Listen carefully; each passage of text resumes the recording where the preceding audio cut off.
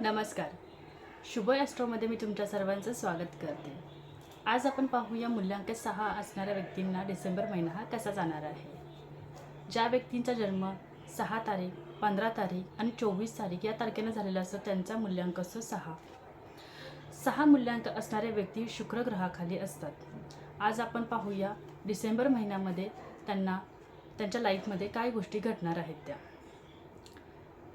तर king of वॉन्डचा card आलेला आहे, 14 नंबरचा कार्ड आलेला आहे. मला तुम्हाला हे सांगायचं आहे की या महिन्यामध्ये तुम्ही तुमची तर ॲक्च्युली पर्सनॅलिटी आणि तुमचं वागणं बोलणं हे एखाद्या किंगप्रमाणेच आहे आणि असतंच नेहमी. 6 मूल्यांकवाल्यांना लक्झरी जास्त पसंत असते, त्यांना ऐशोआराम जास्त पसंत असतो, ब्युटीकडे ते जास्त ॲट्रॅक्ट होतात.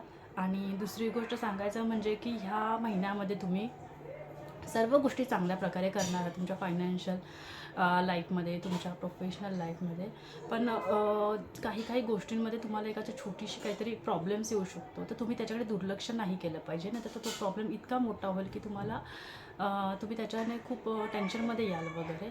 त्यामुळे तुम्हाला असं वाटतं की त्याच वेळेला जर समजा मी तिथे लक्ष दिलं असतं किंवा तो प्रॉब्लेम सॉल्व्ह केला असता तर खूपच बरं झालं असतं.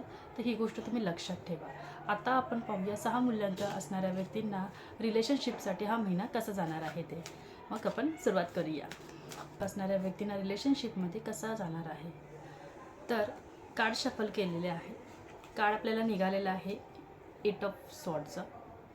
8 नंबरचा कार्ड आहे, शनीचं कार्ड आहे, स्ट्रगलचं कार्ड आहे, ऑब्स्टिकलचं कार्ड आहे आणि सगळ्या गोष्टींमध्ये डिले दाखवते. तुम्ही इथे बघू शकता की ही व्यक्ती आहे बांधली गेलेली आहे. तसंच तुम्ही देखील एखाद्या घरच्यांना किंवा एखाद्या बंधनामध्ये तुम्ही बांधले गेलेले आहात आणि घरच्यांच्या जबाबदारीने किंवा फॅमिली प्रेशरमुळे तुम्ही तुमची जी मतं आहे, तुमचं जे म्हणणं आहे, तुमचं जे वागणं बोलणं सगळ्या गोष्टी तुम्ही बांधून ठेवलेल्या आहेत, मनामध्ये जतन करून ठेवलेल्या आहेत. त्यामुळे दिसताना तुम्ही बाहेरच्या लोकांना तर असं वाटतं की तुम्ही हसतमुख आहात, चांगल्या रीतीने आहात, तुमचं लाईफ वेल परफेक्ट आहे एकदम.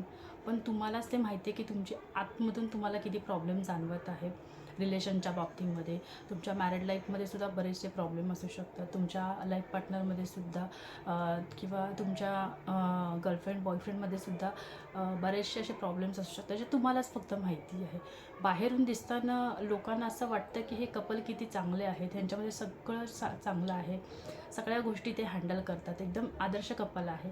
पण जे काही मनातल्या तुम्ही गोष्टी लपवून ठेवल्यात किंवा दाबून ठेवलेल्या आहेत त्याच्यामुळे कसं झालेलं आहे की तुम्हाला असं वाटतं की मी डोळ्याला पट्टी बांधून ठेवलेली आहे, जग काय म्हणते मला माहिती नाही, पण माझ्या मनामध्ये काय चाललं हे जगाला कळत नाही. सो मला तुम्हाला हेच सांगायचं की या महिन्यामध्ये तुम्ही असं करू नका. स्वतःचा तुम्ही स्टँड घ्या. ज्या गोष्टी तुम्हाला वाटतात कराव्या त्या तुम्ही करा. मनापासून ज्या वाटतात की नाही आताच नाही केलं तर परत करता येईल की नाही, वेळ येईल की नाही माहीत नाही, त्या गोष्टीसाठी तुम्ही स्टँड घ्या. तुमच्या फॅमिलीसाठी स्टँड घ्या, तुमच्या रिलेशनशिपसाठी स्टँड घ्या. तुमचा रिलेशनशिप सुधारण्याचा प्रयत्न करा. जर काही प्रॉब्लेम्स येत असतील, काही इश्यू असतील तर ते सॉल्व करा दोघांनी मिळून. आणि तसं बघायला गेलं की घरच्यांचा तुम्हाला सपोर्ट खूप कमी आहे. तुम्ही तुमचं लाईफ हे एकाकी जगत आहात रिलेशनशिपमध्ये किंवा तुमच्या फॅमिली लाईफमध्ये.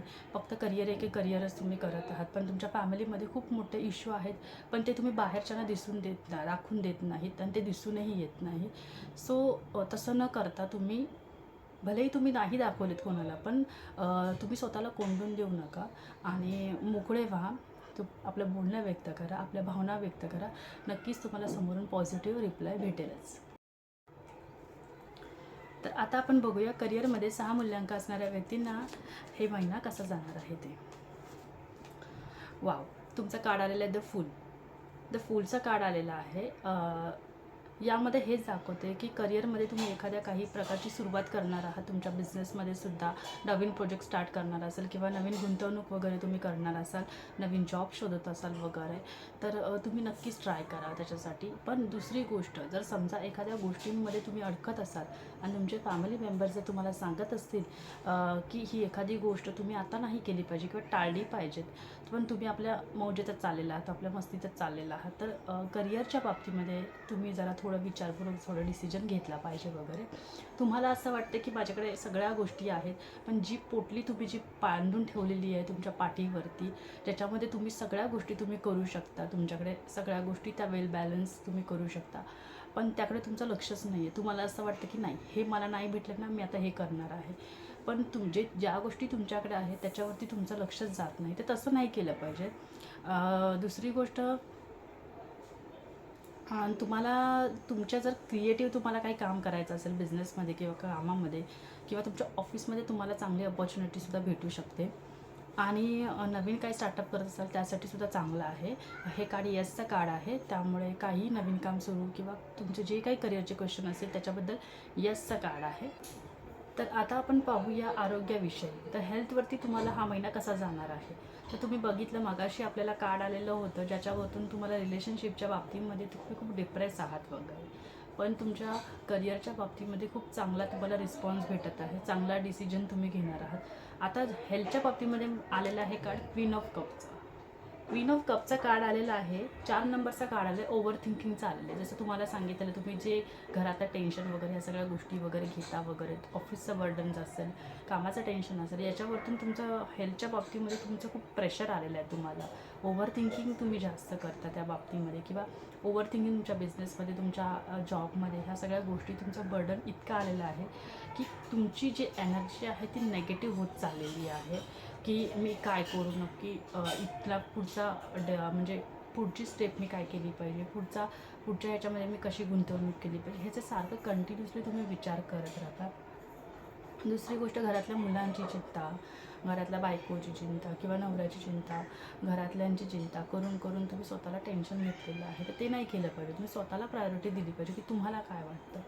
जसं आपल्याला बघितलं पहिल्यांदा कार्ड आलेलं होतं त्याच्यामध्ये तुम्ही स्वतःला प्रायोरिटी द्या, तसंच हे बी कार्ड आलेलं आहे, तुम्ही स्वतःला प्रायोरिटी द्या. चिंता, नैराश्य ह्या गोष्टी दूर सोडा आणि आरोग्य ओव्हरऑल तुमचं चांगलं होईल जर तुम्ही हॅपी राहिलात. तर जर तुम्ही नेगेटिव्ह आणि एकदम म्हणजे टेन्शनदायक राहिलं तर तुमचं आरोग्य सुधारणारच नाही. काही ना काही तुम्हाला मेजर प्रॉब्लेम नंतरला होतील. ते आत्ता जरी तुम्हाला काही वाटलं नाही की ठीक आहे मला तर काही वाटत नाही आहे, पण ज्या टेन्शनमुळे जे नंतर जे होणारे आजार आहेत वयोमानानुसार ते तुम्हाला जास्त होऊ शकतात वगैरे. सो त्याची काळजी घेतली पाहिजे घरातल्यांची वगैरे सुद्धा. आणि जर समजा तुमच्या घरामध्ये एखादं लहान मूल वगैरे असेल, त्याचीसुद्धा तुम्ही काळजी घ्या, त्यांच्या हेल्थचीसुद्धा ह्या महिन्यामध्ये तुम्ही काळजी घ्या. आणि ओव्हरऑल कसं आहे की घरातल्यांच्याचमुळे तुम्ही त्या टेन्शनमध्ये तुम्ही आजारी पडू शकता. तुम्हाला थोडंसं प्रॉब्लेमॅटिक येऊ शकतं. वातावरण हल्ली चेंज झालेलं आहे, त्याच्यामुळे सुद्धा तुम्हाला साधं व्हायरल इन्फेक्शनसुद्धा होऊ शकतं. तर त्याची काळजी घ्या हेल्थविषयी. आणि ओव्हरऑल बघायला गेलं तर इमोशन थोड्या तुम्ही कंट्रोलमध्ये ठेवा. स्वतःवर डाऊट अजिबात घेऊ नका तुम्ही. सो आता आपण बघूया 6 मूल्यांक असणाऱ्या व्यक्तींना ॲडवाईस काय दिलेली आहे.